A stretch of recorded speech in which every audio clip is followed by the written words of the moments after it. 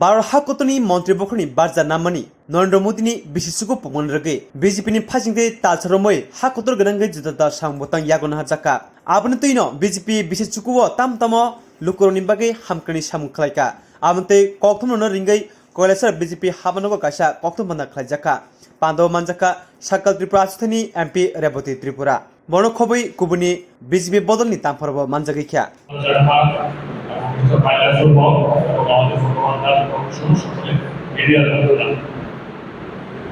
আমাদের MP sir all order সমস্ত side বলে দিয়েছেন। নতুন করে বলার কিছু নেই। নরেন্দ্র মোদীর সম্পর্কে বলতে গেলে মহাভারত রামায়ণ হয়ে যাবে। যেমন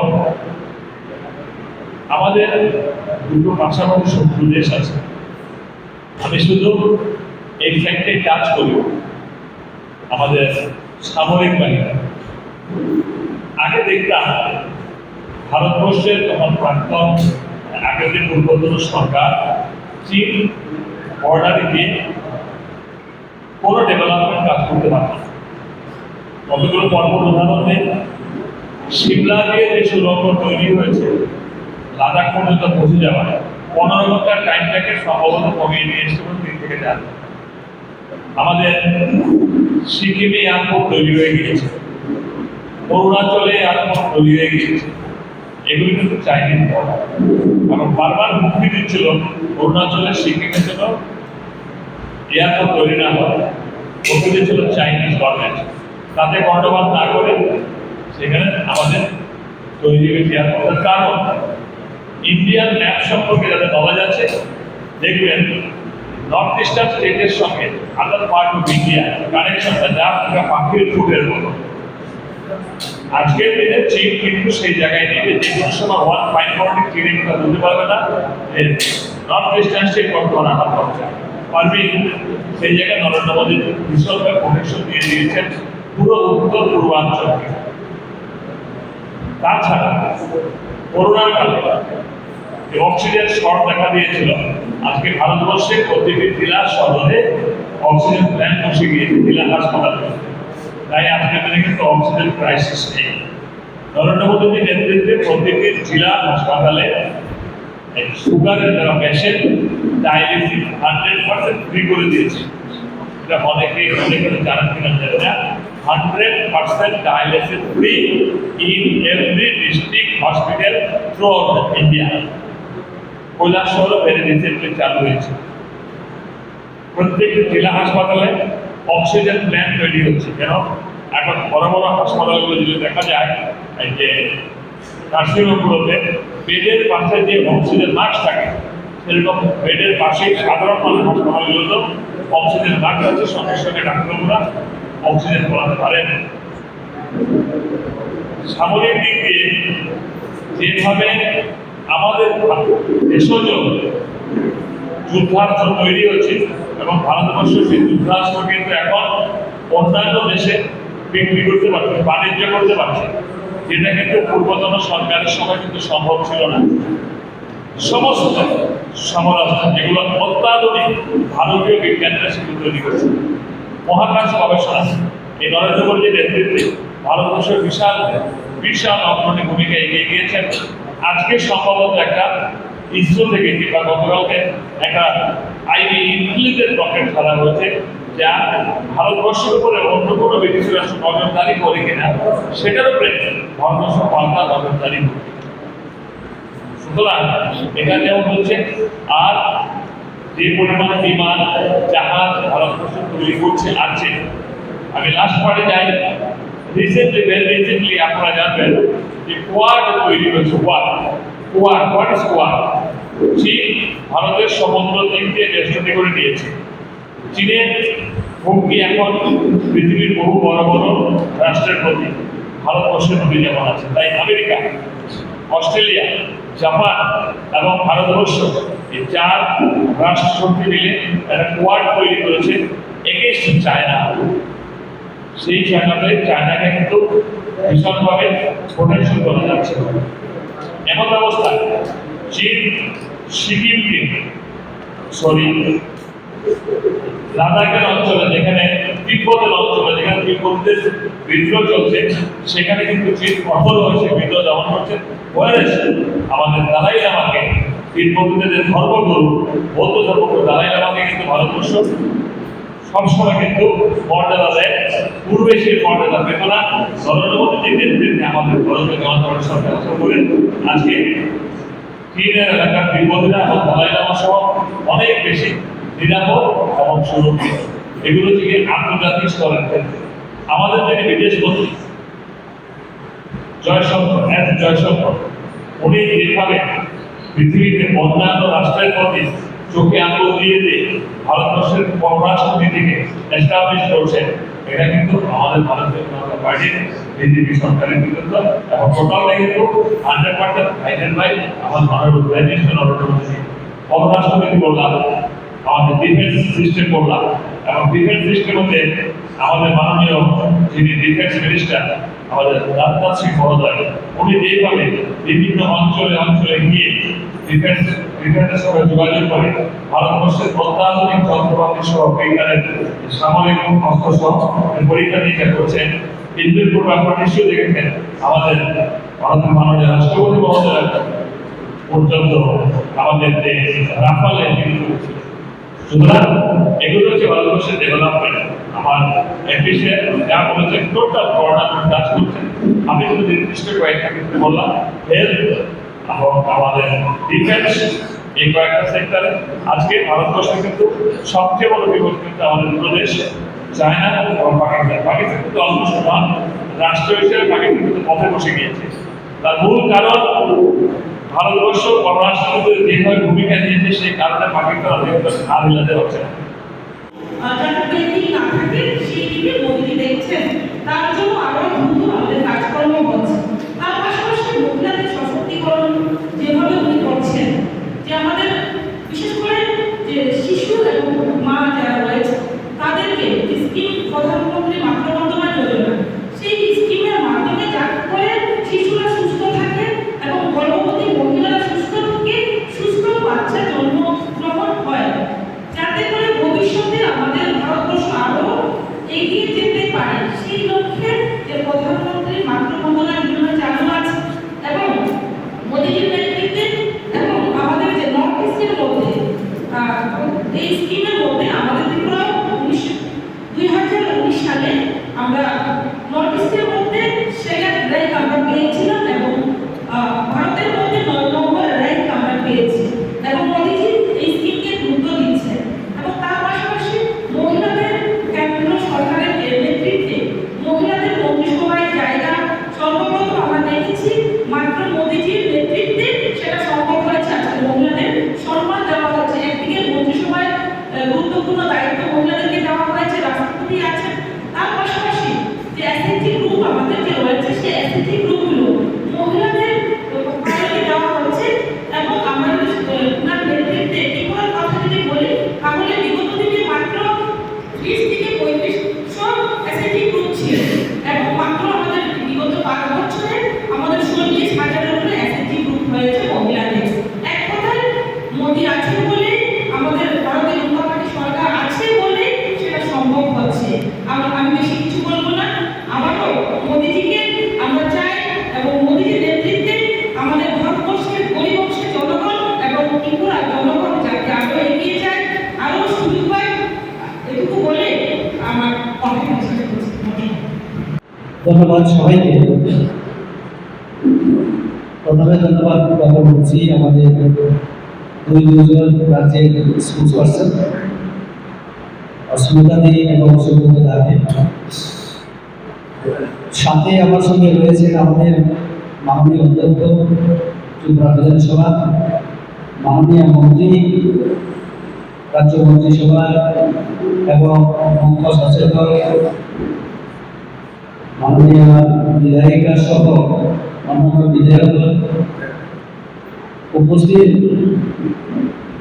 বিভিন্ন মিডিয়ার সঙ্গে যারা যুক্ত, আপনাদের সকলকে আমার ব্যক্তিগত তরফ থেকে এবং আমাদের দলের তরফ থেকে আন্তরিক শুভেচ্ছা এবং ধন্যবাদ জানাচ্ছি। শুরুতে আমাদের অস্মিতা দে এবং সুব্রত দা। সংক্ষেপে আজকে আমাদের এই সম্মেলনের যে মূল উদ্দেশ্য আপনাদের সঙ্গে সামনে তুলে ধরেছে। বিস্তারিত বলার আগে আমি সুব্রত দা এবং অস্মিতাদের সঙ্গে আমি সুর মিলিয়ে আমিও বলতে চাই যে স্বাধীনতার পরে আমরা অনেক সরকার আমরা পেয়েছি, তার মধ্যে এই যে ৯ সাল নরেন্দ্র মোদীজির নেতৃত্বে কেন গুরুত্বপূর্ণ, এই বিষয়টা তুলে ধরার জন্যই আজকে আমাদের এই সাংবাদিক সম্মেলন। আমরা যদি দেখি নরেন্দ্র মোদীর নেতৃত্বে 2014 সালের সরকার গঠন হওয়ার পূর্বে অন্য সরকারগুলি কিভাবে দেশ শাসন করেছে সেটা যদি দেখি তাহলে আমরা দেখতে পাই যে মন্ত্রিসভার মন্ত্রী থেকে শুরু করে প্রধানমন্ত্রী পর্যন্ত দুর্নীতির কারণে বিভিন্ন অভিযোগে অভিযুক্ত হয়ে জেলে গেছে। দেশের নিরাপত্তা, দেশের উন্নয়ন, বৈদেশিক নীতির ক্ষেত্রে বিদেশিদের সামনে ভারতীয়দের সম্মান,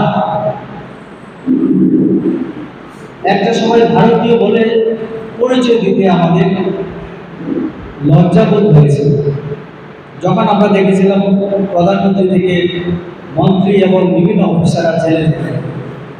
এরকম একটা পরিস্থিতি থেকে উন্নয়ন, বৈদেশিক নীতির ক্ষেত্রে বিদেশিদের সামনে ভারতীয়দের সম্মান,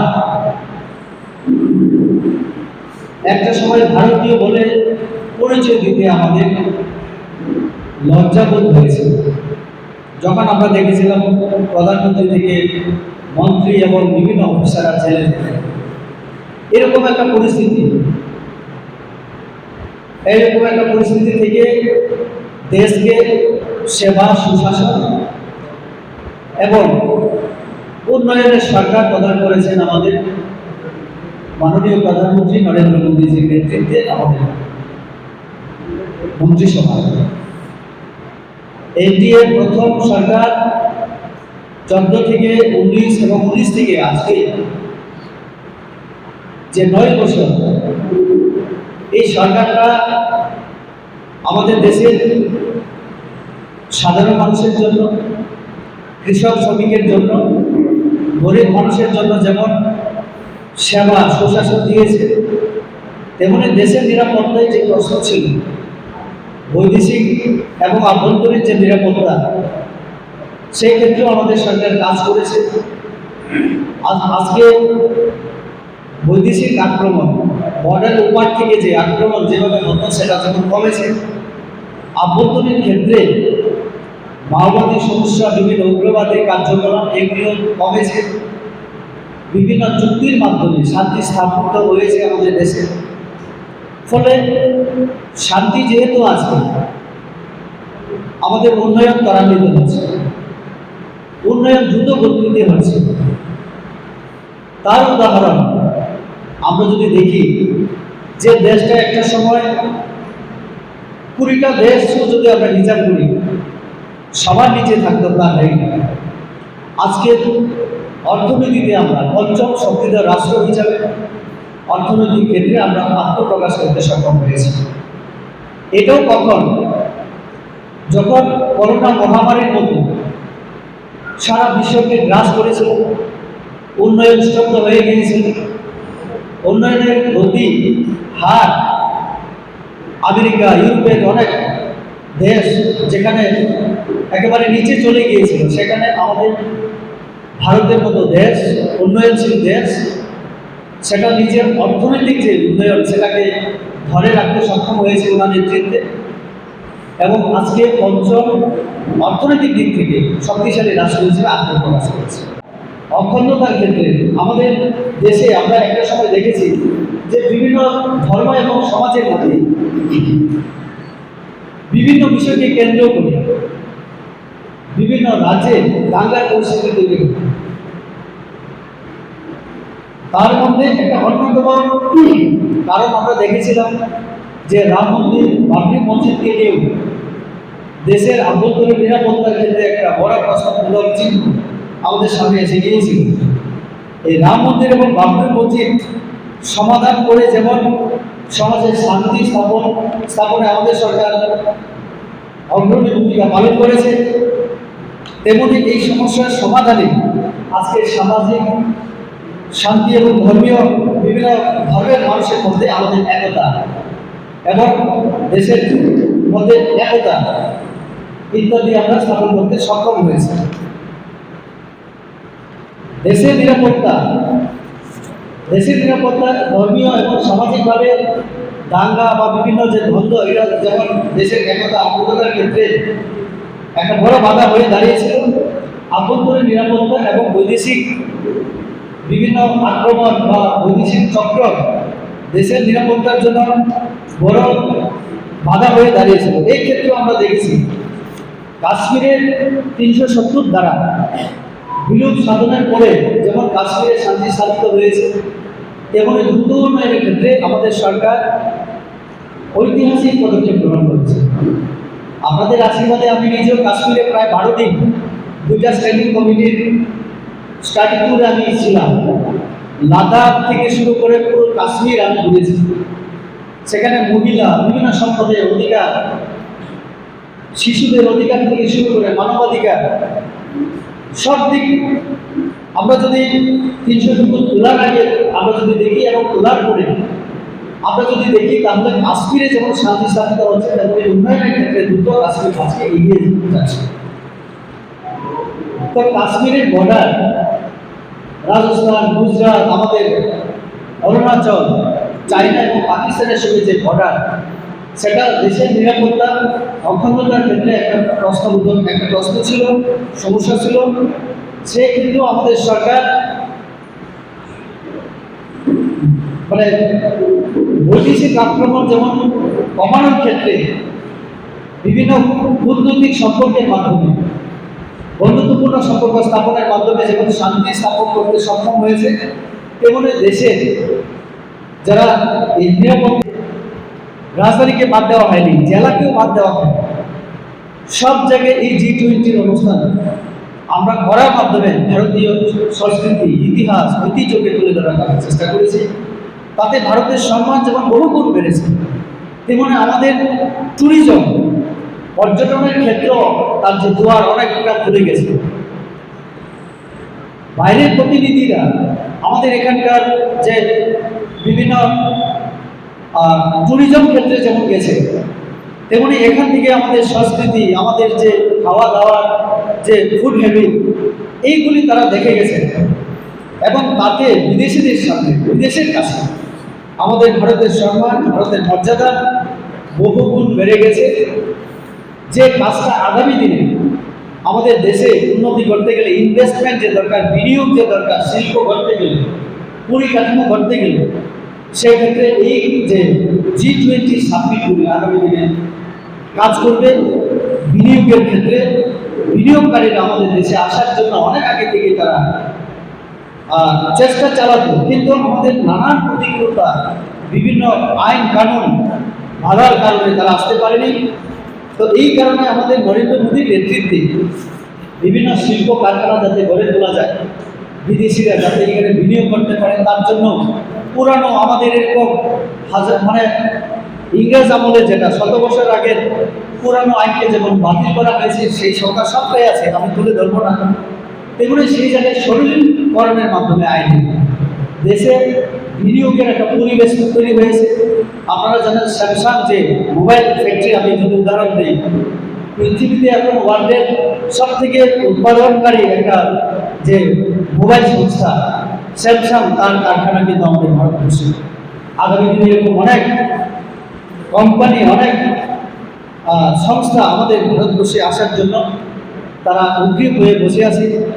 তো এই যে আন্তর্জাতিক ক্ষেত্রে আমাদের বৈদেশিক নীতির ক্ষেত্রে আমাদের মোদীজির যে পলিসি, আমরা দেখেছি যে কোনো গ্রুপে না গিয়ে নিরপেক্ষতা ভূমিকা পালন করে, শত্রু হোক মিত্র হোক সবাইকে আপন করে নিয়ে আমাদের দেশের সাথে ন্যাশনাল ইন্টারেস্ট কীভাবে ফুলফিল করা যায় সেই চেষ্টায় বৈদেশিক নীতি প্রণয়ন করার মাধ্যমে তিনি সফল হয়েছে এবং আমাদের দেশ আজকে এগিয়ে চলছে।